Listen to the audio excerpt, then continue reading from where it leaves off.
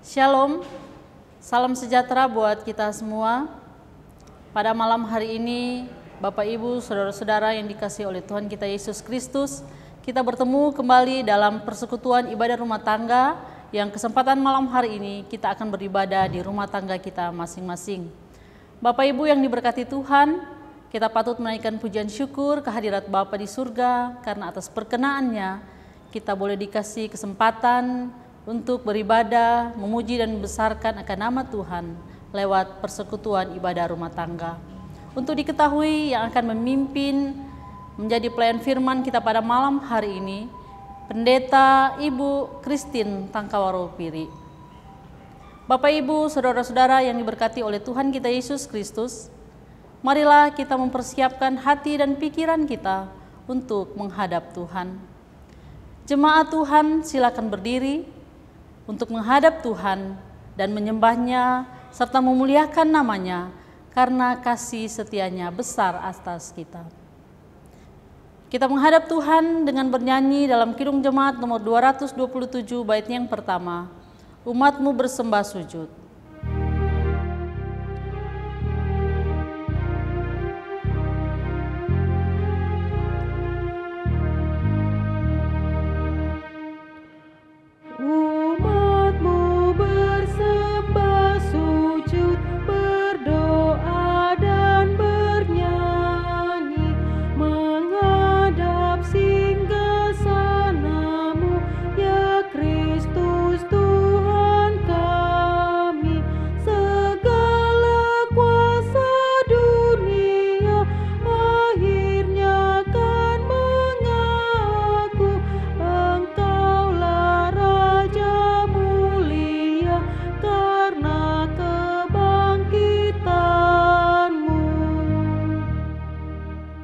Jemaat yang kekasih, mari kita berdoa.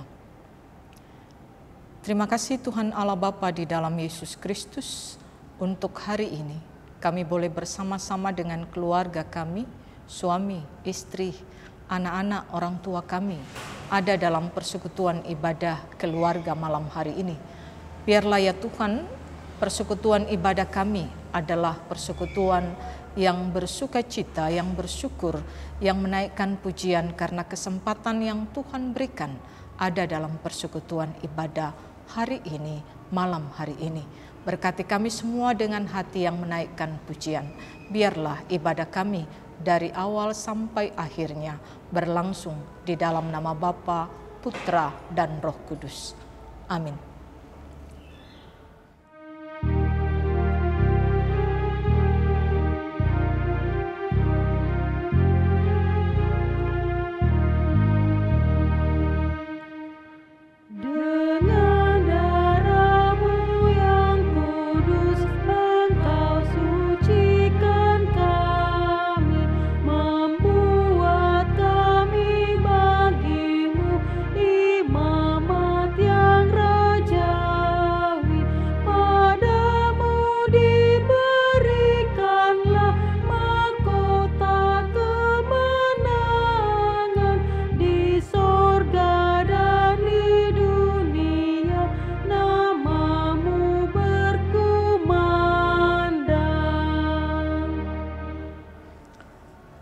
Jemaat yang kekasih, kita masuk dalam Mazmur Pujian.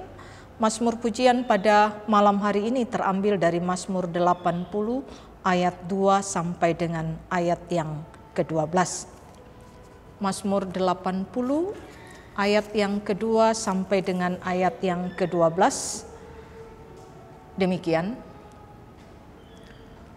Hai Gembala Israel, pasanglah telinga.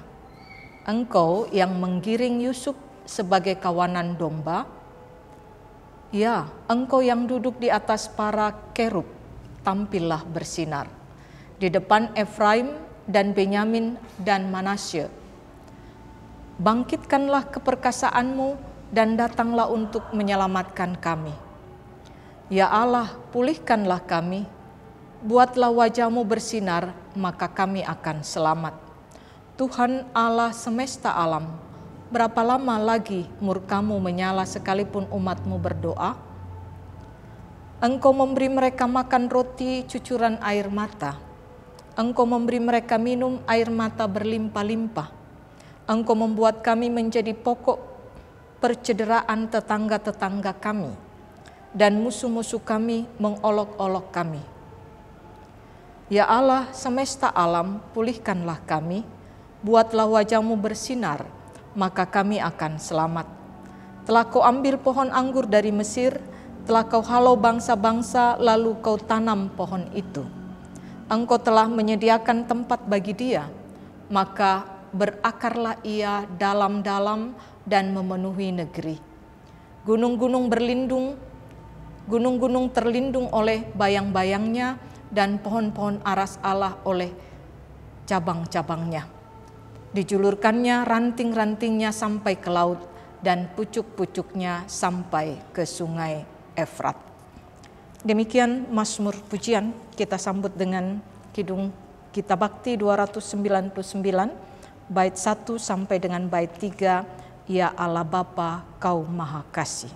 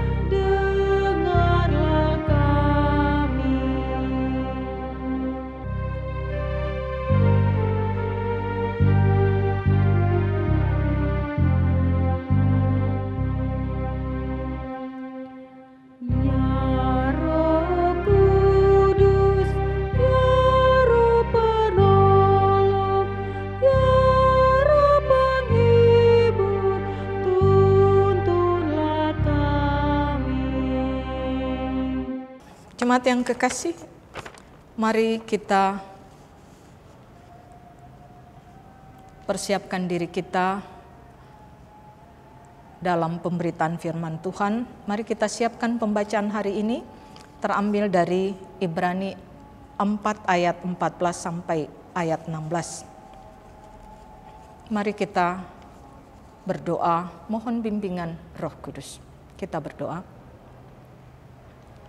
Biarlah ya Tuhan, dalam persekutuan yang indah bersama keluarga kami, Engkau naungi kami dengan kekuatan Roh-Mu yang kudus, sehingga dalam sukacita, hati pikiran kami terangkat kepadamu, dan dalam kuasa Roh Kudus-Mu meneguhkan kami, sehingga kami dapat membaca firman-Mu di dalam ketenangan, di dalam kekudusan, di dalam kehendak Tuhan. Kami boleh membaca dengan baik, pahami dengan baik, dan kami juga boleh memberlakukannya dalam kehidupan kami. Tuhan Allah Bapa, bersabdalah, kami sedia mendengarkan firman-Mu. Dalam nama Tuhan Yesus Kristus kami berdoa. Amin. Jemaat yang kekasih, marilah berdiri untuk mendengar firman Tuhan yang dibacakan dari Alkitab, Ibrani 4 ayat 14 sampai dengan ayat 16. Kita akan baca secara bersama-sama. Ibrani 4 ayat 14 sampai 16 yang mengatakan, Yesus sebagai imam besar. Karena itu kita sekarang mempunyai imam besar agung yang telah melintasi semua langit, yaitu Yesus anak Allah. Baiklah kita teguh berpegang pada pengakuan iman kita. Sebab imam besar yang kita punya bukanlah imam besar yang tidak dapat turut merasakan kelemahan-kelemahan kita. Sebaliknya, sama dengan kita, ia telah dicobai, hanya tidak berbuat dosa. Sebab itu marilah kita dengan penuh keberanian menghampiri tahta kasih karunia, supaya kita menerima rahmat dan menemukan kasih karunia untuk mendapat pertolongan kita pada waktunya. Demikian pembacaan Alkitab. Berbahagialah setiap orang yang mendengar firman Tuhan dan yang melakukannya. Haleluya.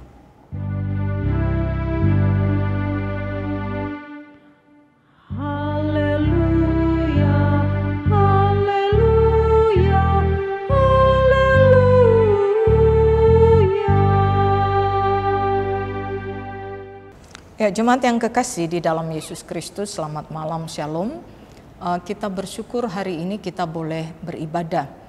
Satu hal yang saya juga sering katakan, saya katakan juga di hari Minggu, bahwa kita punya kesempatan beribadah dan itu adalah satu kesempatan yang indah. Sehingga janganlah kita menjauhkan diri dari persekutuan-persekutuan ibadah. Sekalipun kita tidak berada di persekutuan keluarga bersama-sama dengan jemaat yang lain, tetapi kita bisa beribadah di dalam persekutuan keluarga kita. Dan ini adalah kesempatan sesungguhnya untuk membangun kehidupan kita dengan Tuhan. Jemaat yang kekasih di dalam Yesus Kristus, pembacaan kita adalah Ibrani 4 ayat 14 sampai dengan ayat yang ke-16. Dalam judul perikopnya adalah Yesus sebagai imam besar. Pembacaan kita hari Minggu yaitu Ibrani 1 ayat 1 sampai 4 itu mau menegaskan kepada kita bahwa Allah berbicara dalam dua masa. Pertama adalah masa yang lalu melalui para nabi dengan berbagai-bagai cara, dengan berbagai-bagai nabi. Kemudian pada masa akhir Allah berbicara dengan Yesus Kristus. Allah berbicara dengan Yesus Kristus yang mau menyatakan bahwa itu adalah kebenaran hakiki Allah untuk menyatakan Allah bertemu dengan kita. Allah berbicara dengan kita secara langsung. Yang disebut juga di dalam pembacaan kita hari Minggu itu adalah Kristus adalah cahaya kemuliaan Allah. Kristus adalah wujud gambar Allah. Malam hari ini firman Tuhan melalui surat Ibrani 4 ayat 14 sampai 16 menyatakan bahwa Yesus adalah imam besar. Kalau kita melihat dalam kehidupan manusia di masa lampau, dalam kehidupan leluhur kita yang belum mengenal Kristus, kita ketahui bahwa ada juga seorang imam, ya, seorang pengantara antara manusia dengan dewa, dengan yang disembah. Seorang pengantara manusia, jadi imam itu adalah seorang pengantara manusia untuk dapat pengampunan dosa, mendapat pertolongan dan mendapat berkat. Jadi fungsi imam itu demikian, ya. Dia adalah pengantara yang melayani manusia untuk bertemu dengan Allah. Itu adalah fungsi imam. Dan membawa manusia mengalami pengampunan dosa, mengalami penyertaan, mengalami berkat. Kalau kita melihat yang sampai sekarang masih berlaku dalam kehidupan agama-agama tua, ya, yang bisa kita sering katakan atau sering diperhadapkan dengan kearifan lokal, yang mungkin katakan kearifan lokal itu, maka kita masih bertemu dengan penyembahan-penyembahan yang demikian, ya, penyembahan-penyembahan yang ada pada leluhur kita. Mereka menyembah, ya, dan yang paling banyak itu penyembahan khususnya dalam rangka persembahan atau dalam rangka permohonan pengampunan dosa atau juga dalam rangka permohonan berkat-berkat, maka itu melalui darah, apakah darah binatang, ya, atau juga mempersembahkan seorang manusia, anak-anak atau seorang gadis. Dalam dunia perjanjian lama pada masa Abraham itu mengenal seorang imam, ya. Dalam masa Abraham itu dikenal imam yang bernama Melkisedek. Dalam Kejadian 14 disebutkan Abraham memberikan persembahan kepada imam Melkisedek. Dalam kitab Perjanjian Lama atau juga dalam kitab Kejadian pada masa Abraham, kita tidak menemukan data tentang kelahiran atau kematian Melkisedek, ya. Tidak ada data di situ, hanya menyatakan tentang Melkisedek disebutkan juga sebagai raja. Melkisedek itu adalah tipologi Mesias dalam Perjanjian Lama. Dan seorang imam dikhususkan oleh Tuhan, yang sekali lagi seorang imam dikhususkan oleh Tuhan untuk melayani manusia datang kepada Allah, ya. Jadi fungsi imam dikhususkan oleh Tuhan untuk melayani manusia datang kepada Allah. Nah, dalam Perjanjian Lama disebutkan tidak boleh orang sembarangan datang kepada Allah. Kita jelas memahami dalam Perjanjian Lama, dalam 5 kitab Musa itu tidak boleh sembarangan orang datang kepada Allah. Manusia yang berdosa tidak dapat bertemu dengan Allah yang suci, maka dibutuhkan media. Media-media yang kita ketahui adalah apakah itu manusia yang kita sebut imam. Dan kita mengetahui bagaimana Allah memakai Musa untuk bertemu dengan umatnya. Bahkan disebutkan umat Israel ketika bertemu dengan Allah, dia harus menjaga kekudusan.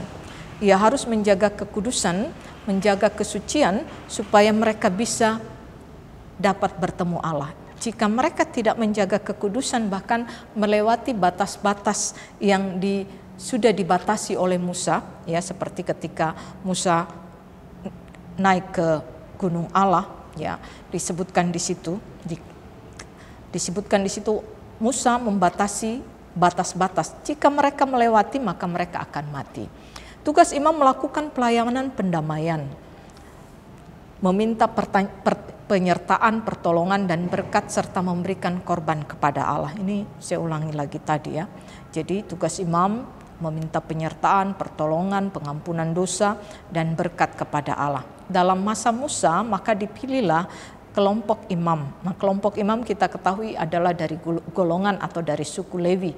Inilah golongan-golongan imam. Maka seluruh imam itu adalah dari keturunan Lewi, ya. Dan ada pembagian-pembagiannya. Mereka yang melayani bait Allah itu adalah yang menjadi imam, bahkan imam besar. Nah, dari imam-imam itu ada yang disebut imam besar. Dialah yang bisa masuk ke tempat Maha Kudus yang dilakukan setahun sekali. Dan kita mengetahui atau kita mengenal dalam Perjanjian Baru, imam besar itu adalah Hanas dan kemudian Kayafas. Disebutkan bahwa karena sucinya ruang maha suci itu, bagaimana seorang imam besar harus menjaga kesuciannya, harus menjaga kesucian ruang Maha Kudus itu juga. Tidak boleh sembarangan orang masuk ke dalam ruang Maha Kudus, ruang Maha Suci, tidak boleh. Hanya boleh yang masuk adalah para imam besar yang bertugas. Ada yang menyebutkan, ada catatan yang saya baca, tetapi kemudian saya baca lagi yang lain yang mengatakan bahwa itu sebuah legenda, ya. Saya belum mendapatkan catatan yang pasti bahwa itu adalah sebuah kebenaran.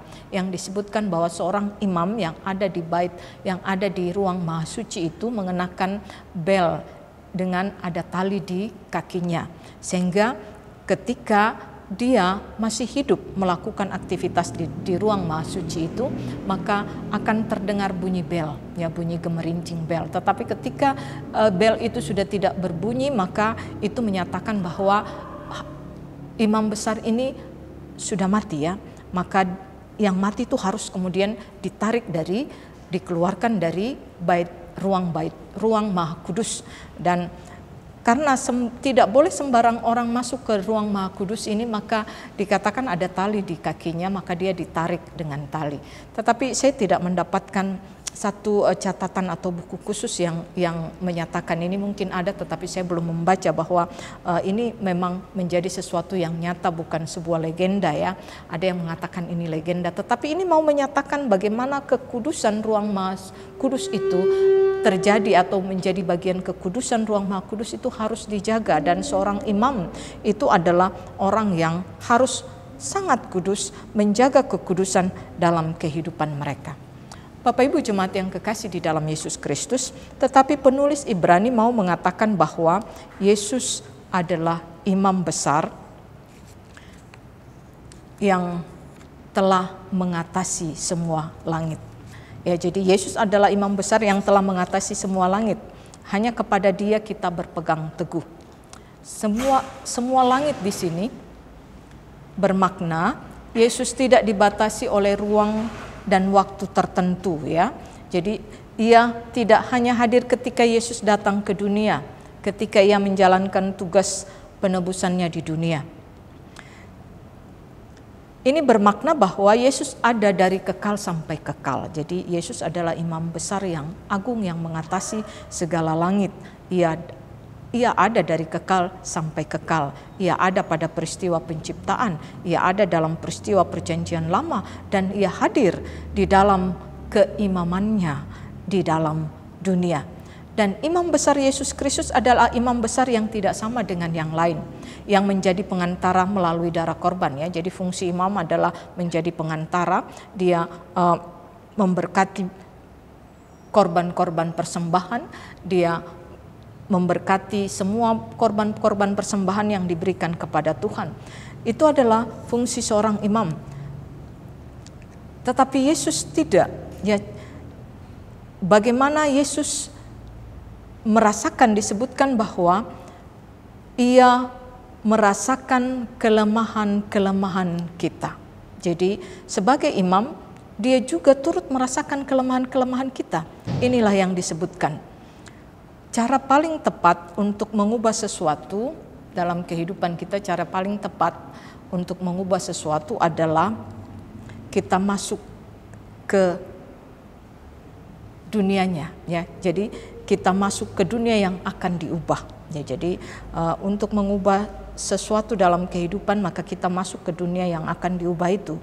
Seperti cara tepat untuk mengubah dunia, maka seorang pemimpin juga harus masuk ke dalam dunia ya.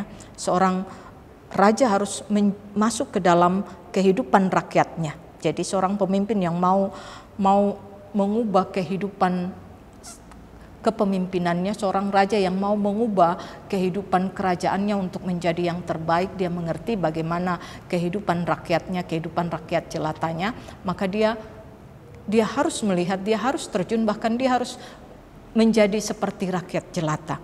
Ya, ada banyak cerita-cerita tentang seorang pemimpin yang menyamar sebagai seorang anggota, sebagai seorang rakyat biasa, dan dari sanalah bagaimana kesulitannya seorang rakyat untuk bertemu dengan seorang pemimpin.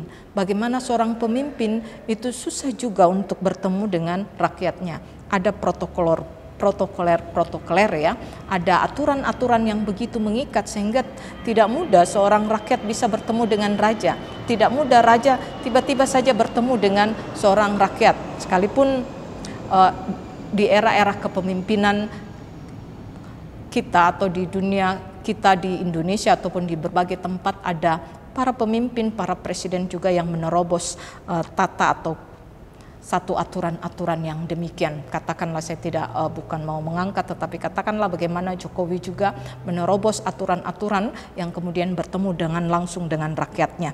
Jadi bagaimana seorang pemimpin, bagaimana seorang raja, bagaimana seorang imam juga mengetahui bagaimana apa yang dirasakan rakyatnya, ia turut merasakan apa yang dialami oleh rakyatnya. Dan inilah cara Yesus yang disebutkan dalam pembacaan kita, imam besar yang mengatasi segala langit, yaitu Yesus anak Allah.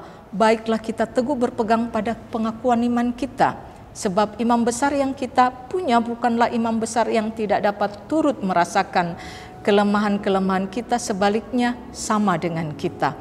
Ia telah dicobai, hanya tidak berbuat dosa.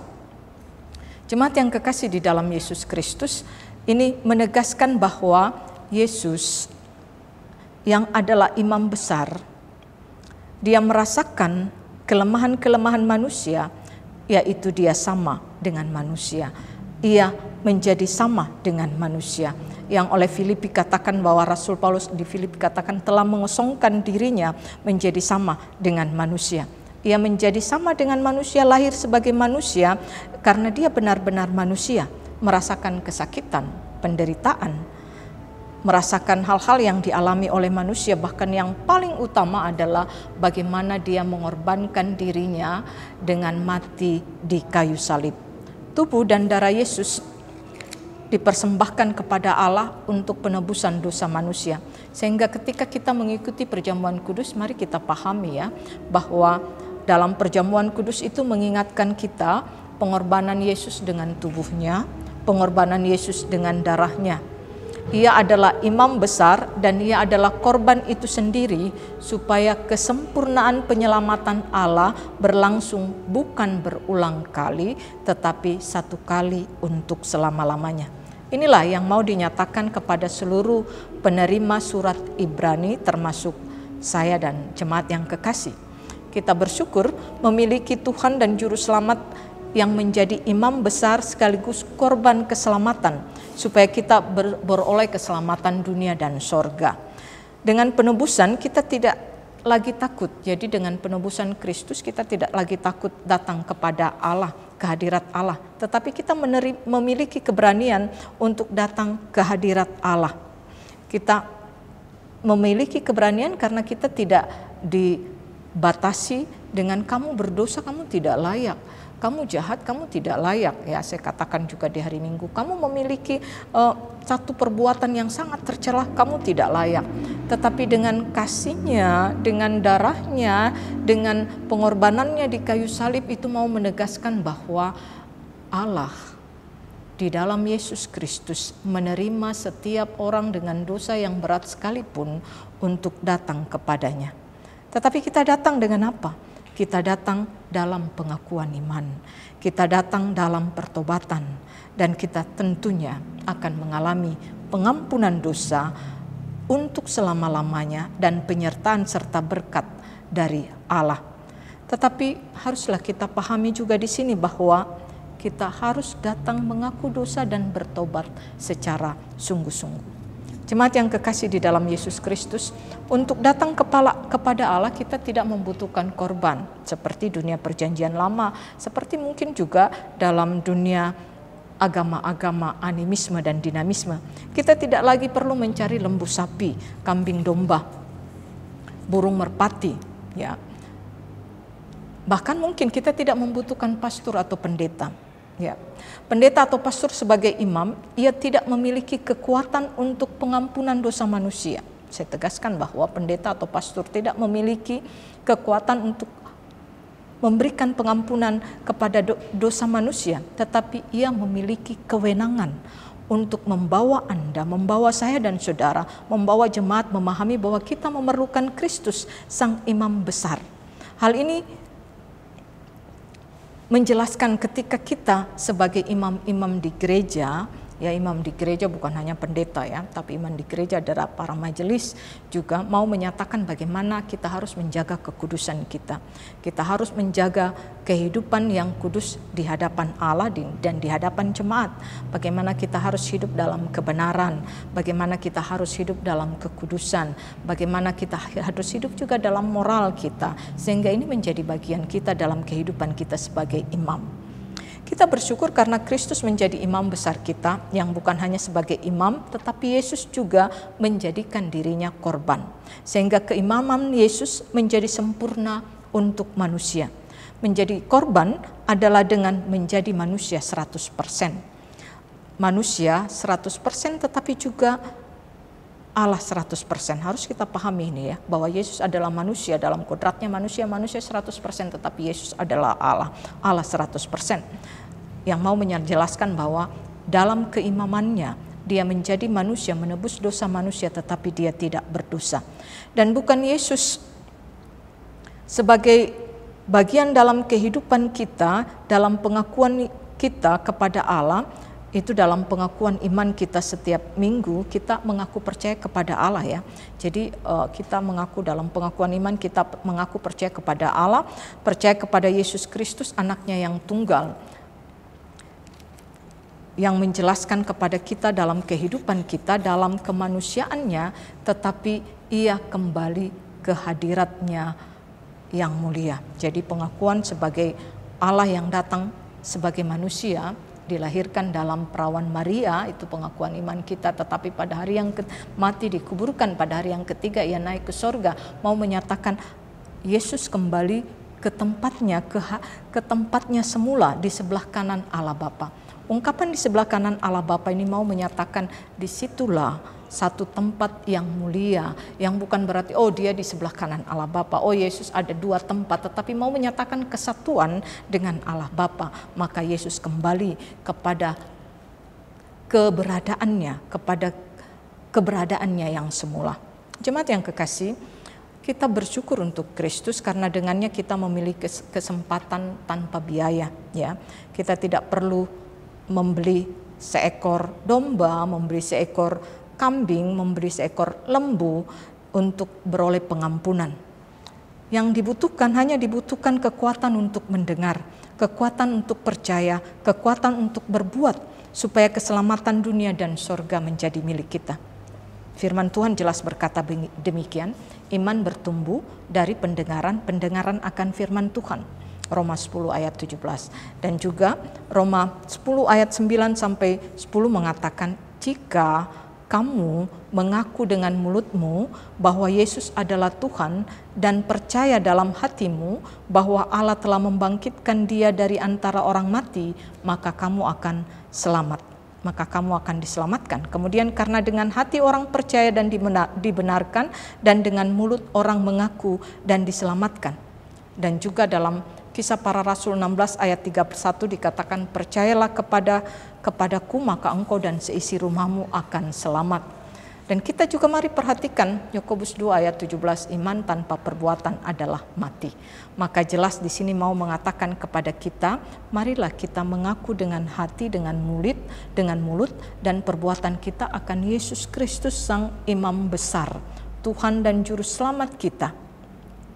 Sekalipun dosa menaungi kita, sekalipun dosa besar kita lakukan, sekalipun kita adalah penjahat, maka sadarilah di dalam Kristus kita memiliki imam besar yang mengampuni dan menyelamatkan kita. Misi Tuhan dalam kehidupan di dunia, menjadi imam besar itu mau menyatakan misi penyelamatan. Maka Yesus datang untuk menyelamatkan manusia. Dan dalam kehidupan kita juga, ketika kita ada dalam kelompok-kelompok imam, mari kita juga menjadi bagian yang memberikan dukungan kepada setiap orang untuk menyatakan keselamatan bagi setiap orang yang berdosa sekalipun. Dan kita dalam kehidupan kita, ketika kita ditempatkan atau kita berada atau kita dalam posisi sebagai orang yang melakukan kejahatan, sebagai orang yang berdosa, mari kita pahami bahwa kita memiliki imam besar yang menyelamatkan kita. Jemaat yang kekasih, di masa pandemi COVID-19 ini mari kita merenungi bahwa barangkali ini cara Tuhan mendekatkan diri kita kepada Tuhan secara pribadi, bukan hanya di rumah gereja, bukan hanya secara ritual saja, bukan hanya membutuhkan persekutuan, tetapi dalam kehidupan kita sendiri. Dengan berbagai masalah dalam kehidupan kita, mari kita temukan Tuhan bersama kita. Kita tetap melakukan apa yang Tuhan kehendaki, karena itulah cara Allah untuk membawa kita memahami bahwa kita adalah umat-Nya yang menerima anugerah-Nya. Dan di tengah-tengah pandemi ini kita tetap bersyukur bahwa kita memiliki kesempatan untuk menyembah Tuhan yang adalah imam besar kita dalam persekutuan, dalam perbuatan kita. Maka dengan mengalami kebersamaan dengan Tuhan, kita akan merasakan bahwa Tuhanku luar biasa, imam besar yang luar biasa, kita diampuni dan kita juga diberkati. Tuhan memberkati kita. Amin.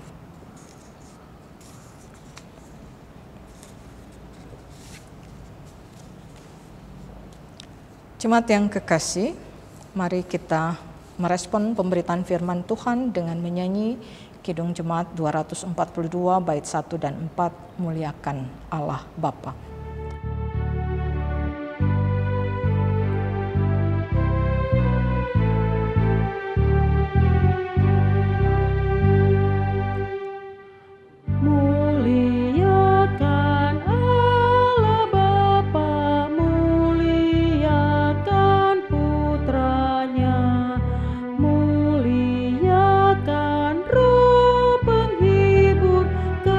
Tiganya yang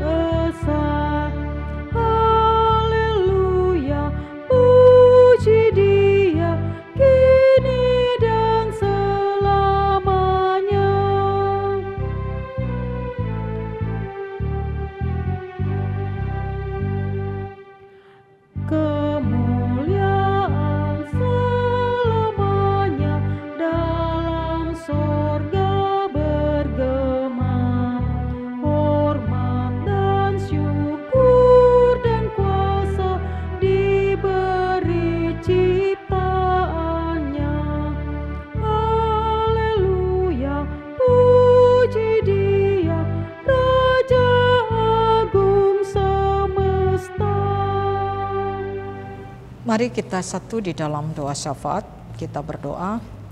Terima kasih Tuhan Allah Bapa untuk penyertaan dan berkat-Mu dalam persekutuan malam hari ini.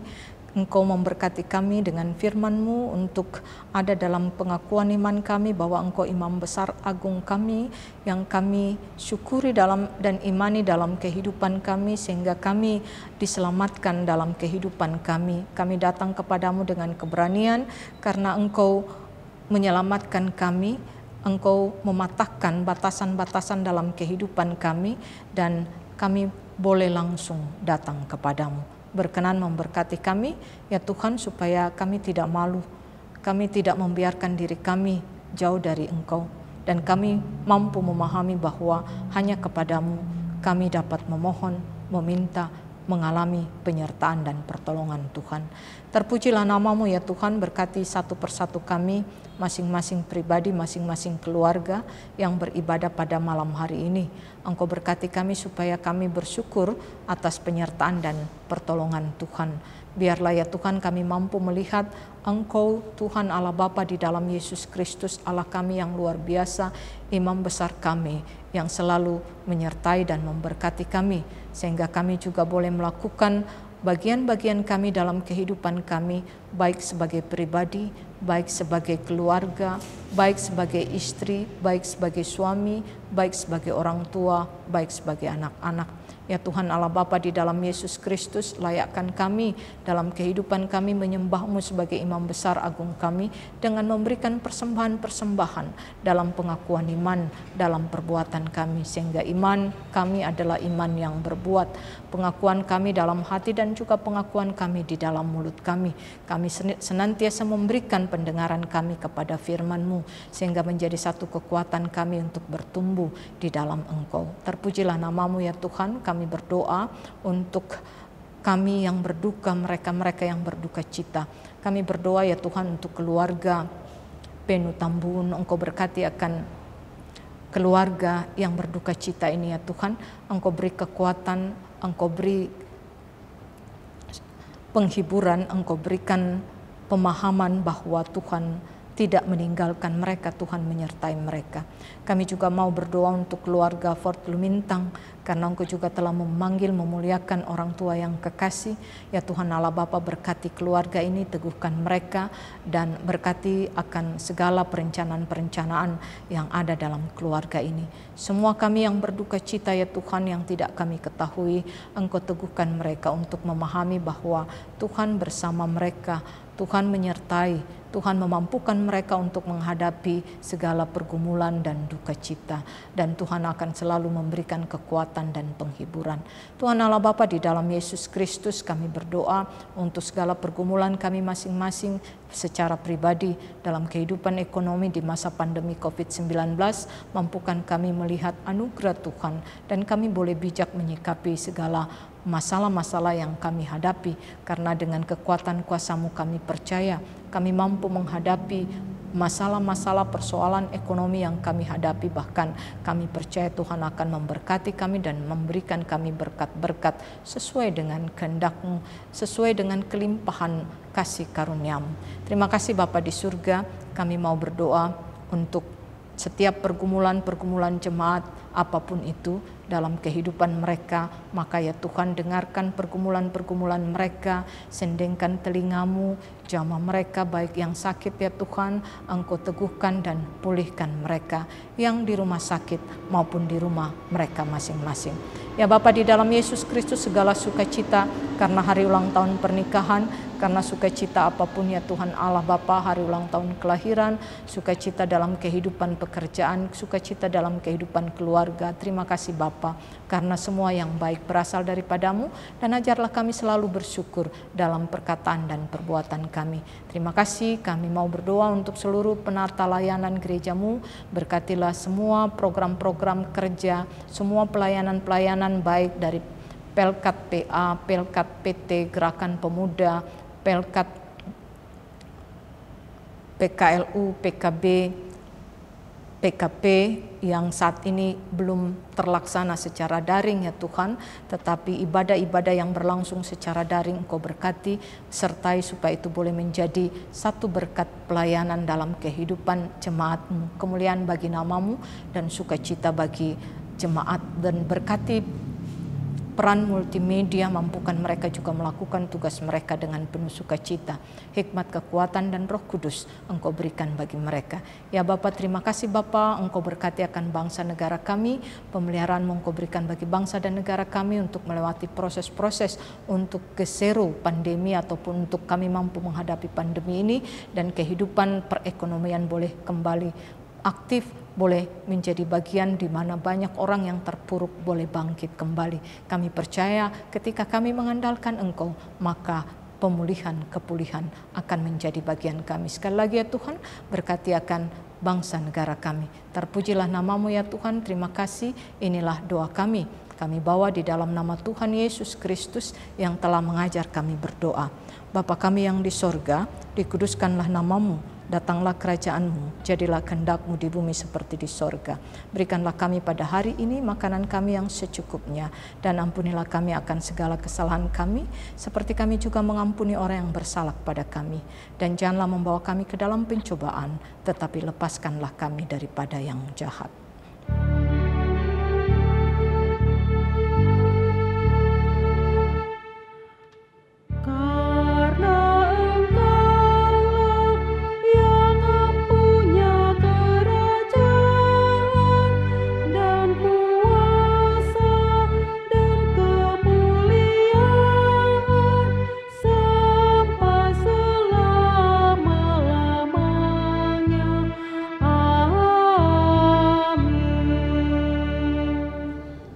Kita masuk pada ucapan syukur.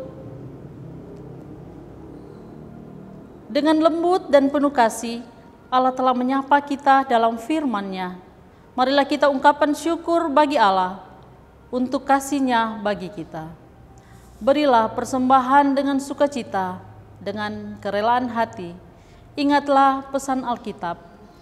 Nyanyikanlah mazmur bagi Tuhan, hai orang-orang yang dikasihi-Nya, dan persembahkanlah syukur kepada nama-Nya yang kudus. Mazmur 30 ayatnya yang kelima. Tuhan memberkati saudara dan persembahan saudara. Kidung Jemaat nomor 387 bait pertama dan baitnya yang kedua. Ku heran Allah mau memberi.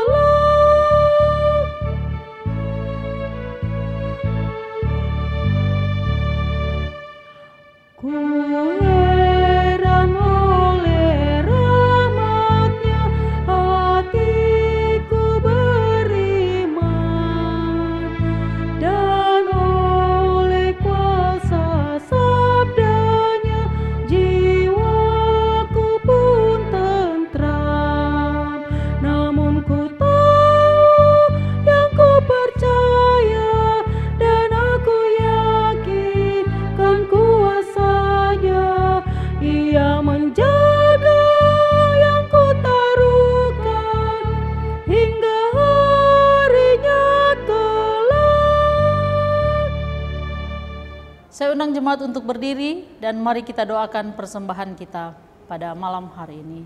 Kita berdoa.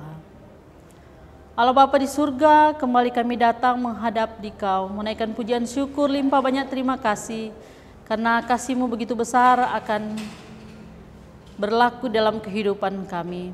Terima kasih Bapa untuk firman-Mu di malam hari ini. Memberkati kami agar kami mampu untuk memberlakukan firman-Mu itu di dalam kehidupan beriman kami. Dan lewat rangkaian ibadah kami pada malam hari ini, kami telah memberikan persembahan syukur kami sebagai tanda ungkapan syukur atas berkat-berkat yang Tuhan curahkan dalam kehidupan kami.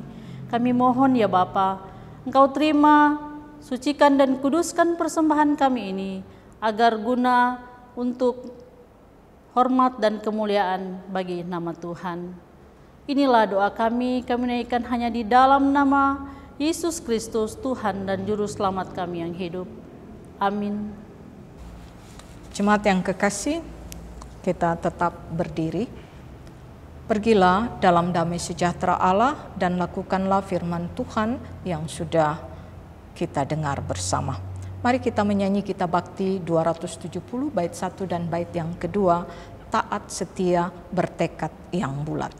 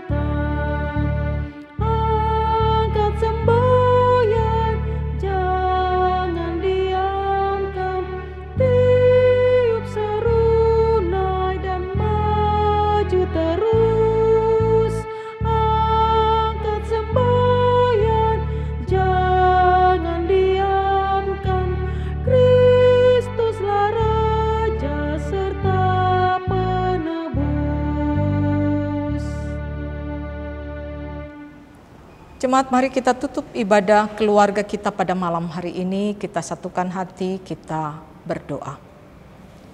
Terima kasih Bapa di surga, kesempatan beribadah Engkau berikan bagi kami dalam keluarga kami masing-masing. Biarlah firman Tuhan menjadi kekuatan kami dalam kehidupan berjalan ke depan. Kami tidak berjalan mundur, tetapi kami berjalan ke depan dengan penyertaan Tuhan, dengan Engkau sebagai imam besar kami. Sehingga dalam kehidupan kami semua sekeluarga, baik kami sebagai bapa, sebagai ibu, sebagai anak-anak, kami tetap setia mengandalkan Engkau dan melakukan apa yang Engkau kehendaki dalam kehidupan kami. Kami diberkati dan menjadi berkat. Biarlah ya Tuhan, penyertaan Tuhan menjadi sukacita kami. Dan kiranya penyertaan dan berkat Tuhan terus menjadi bagian kami dalam kehidupan kami. Anugerah Tuhan Yesus Kristus, pengasihan Allah Bapa, dan persekutuan dengan Roh Kudus menyertai kita sekalian dari saat ini sampai selama-lamanya.